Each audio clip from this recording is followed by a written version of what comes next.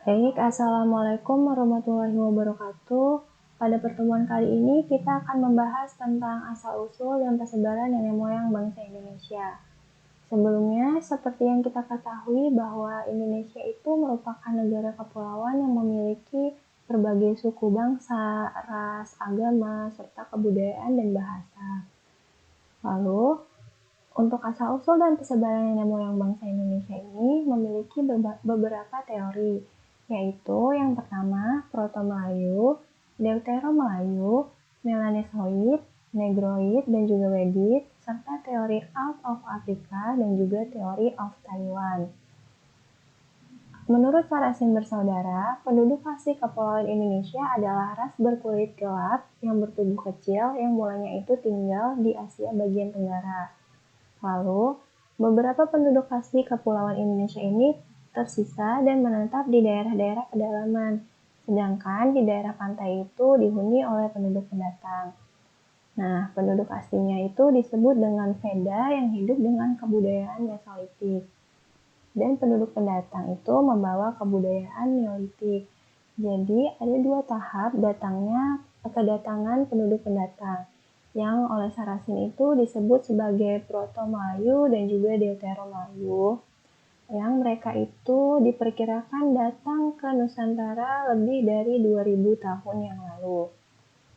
Lalu yang pertama, Proto-Melayu. Proto-Melayu ini mereka datang dari Indochina bagian sini, lalu mereka menyebar ke Sumatera Utara, Kalimantan Barat, dan juga Sulawesi Barat. Mereka ini mempunyai ciri-ciri rambut lurus, kulit kuning kecoklat-coklatan, dan juga bermata sipit, serta membawa peradaban batu di Kepulauan Indonesia. Pada saat ras Deutero-Melayu datang, ras Proto-Melayu ini berpindah masuk ke pedalaman untuk mencari tempat hunian yang barunya. Nah, mereka itu mendesak keberadaan penduduk asli, lalu akhirnya membaur.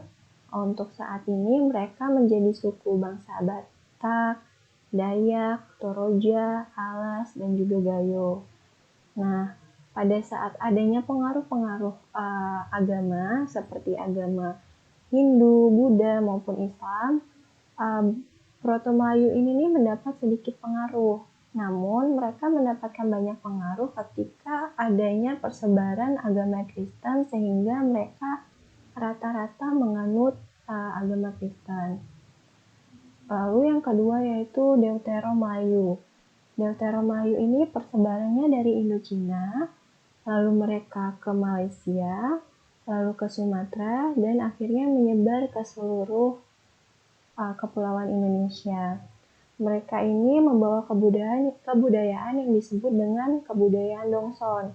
Maka mereka disebut dengan orang-orang Dongson. Nah, peradabannya itu ditandai dengan keahliannya mengerjakan logam dengan sempurna. Perpindahan mereka itu ke Kepulauan Indonesia dapat dilihat dari rute persebaran alat-alat yang mereka tinggalkan. Yang alat-alatnya itu berupa kapak persegi panjang. Baik, sebelah kanan ini kita bisa lihat bentuk dari kapak persegi panjang yang merupakan alat-alat dari Deutero-Melayu.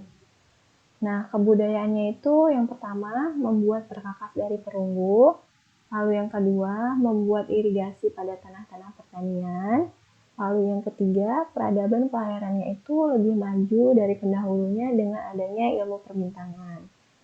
Lalu ras Deutero-Melayu ini terdiri dari semua penduduk di Kepulauan Indonesia, kecuali penduduk Papua dan yang tinggal di sekitar pulau-pulau Papua. Jadi rata-rata masyarakat Indonesia itu merupakan masyarakat yang nenek moyangnya itu berasal dari ras Deutero-Melayu. Lalu yang ketiga yaitu Melanosoid. Nah, Melanosoid itu merupakan ras yang persebarannya itu dari Asia menuju Laut Oseania. Nah, lalu mereka ini tersebar di Lautan Pasifik di pulau-pulau yang letaknya itu sebelah timur Irian dan benua Australia. Di Kepulauan Indonesia itu mereka tinggal di Papua. Ini di sebelah kiri kita bisa lihat ada gambar seorang anak Papua di mana itu gambaran dari keturunan nenek moyang yang memiliki ras Melanesoid. Lalu, peradaban bangsa Melanesoid itu dikenal dengan peradaban Paleotikum, di mana mereka itu hidup berkelompok di sepanjang muara. Mereka itu hidup dengan menangkap ikan di sungai, meramu tumbuh-tumbuhan, serta akar-akaran, serta berburu di hutan belukar. Tempat tinggal mereka itu berupa perkampungan yang terbuat dari bahan-bahan yang ringan, dan juga rumah-rumahnya itu berupa kemah atau tedah angin. Selanjutnya yang keempat yaitu Negrito dan juga Wedit. Oleh orang-orang Spanyol itu, Negrito itu disebut sebagai orang-orang negro karena dijumpai sebagai orang yang berkulit hitam yang mirip dengan orang-orang negro. Seperti yang bisa kita lihat dari sebelah kanan, mereka itu memiliki ciri-ciri yang sama dengan orang-orang negro. Di antaranya kepalanya itu mesocepal, terus letak matanya itu dalam sehingga tampak seperti berang. Lalu kulitnya coklat tua dan tingginya itu rata-rata 155 cm. Lalu kelompok Negrito itu bertalian darah dengan jenis-jenis Negro yang terdapat di Afrika serta Kepulauan Melanesia. Persebarannya itu di Indonesia mereka itu berada di Palembang, Jambi, di Kubu, di Siak atau Sakai, dan juga di Sulawesi Pojok Tenggara, Toala, Tokea, dan juga Tomuna. Nah, sekitar 170 bahasa yang digunakan di Kepulauan Indonesia itu adalah bahasa Austronesia yang merupakan Melayu Polinesia yang kemudian dikelompokkan menjadi dua bahasa Australasin. Nah, yang pertama yaitu kelompok bahasa Aceh, dan bahasa-bahasa pedalaman Sumatera, Kalimantan, dan Sulawesi. Itulah mengapa mereka ini Aceh, Sumatera, Kalimantan, dan juga Sulawesi ini memiliki tipe bahasa yang sama. Lalu kelompok yang kedua yaitu kelompok bahasa Batak, Melayu Standar, Jawa, dan Bali. Kelompok bahasa kedua ini mempunyai hubungan dengan bahasa Malagi di Madagaskar dan Tagalog di Luzon.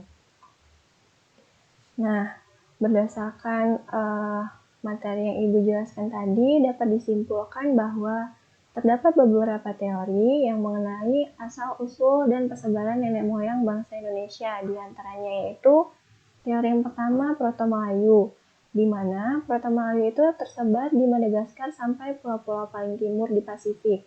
Di Indonesia itu tersebar di bangsa Batak, Dayak, Toraja, Awas, dan juga Gayo. Lalu yang kedua Deutero-Melayu. Ras Deutero-Melayu ini terdiri dari semua penduduk di Indonesia kecuali penduduk Papua dan yang tinggal di sekitar pulau-pulau Papua. Yang ketiga yaitu Melanesoid. Mereka ini tersebar di lautan Pasifik di pulau-pulau yang letaknya sebelah timur Irian dan benua Australia. Di Kepulauan Indonesia mereka ini tinggal di Papua. Lalu Negrito dan Wedit persebarannya misalnya di Palembang dan Jambi, di Siak, di Sulawesi Pojok Tenggara, Toala, Tokea, dan juga Tomuna. Lalu yang kelima yaitu teori out of Africa dan teori out of Taiwan. Jadi teori out of Africa dan juga teori out of Taiwan ini merupakan teori baru yang sebelumnya itu hanya terdapat 4 teori, yaitu teori Proto-Melayu, Deutero-Melayu, Melanesoid, dan juga Negrito dan Wedit itu. Nah, maka dari itu, Ibu ingin memberikan tugas ke kalian. Yang pertama, jelaskanlah bagaimana asal-usul persebaran nenek moyang bangsa Indonesia berdasarkan teori out of Africa dan juga teori out of Taiwan. Tuliskan dalam buku minimal 1 lembar. Ya, baik, itu saja pertemuan untuk hari ini. Ibu ucapkan terima kasih atas perhatiannya. Mohon maaf apabila ada salah kata. Wassalamualaikum warahmatullahi wabarakatuh.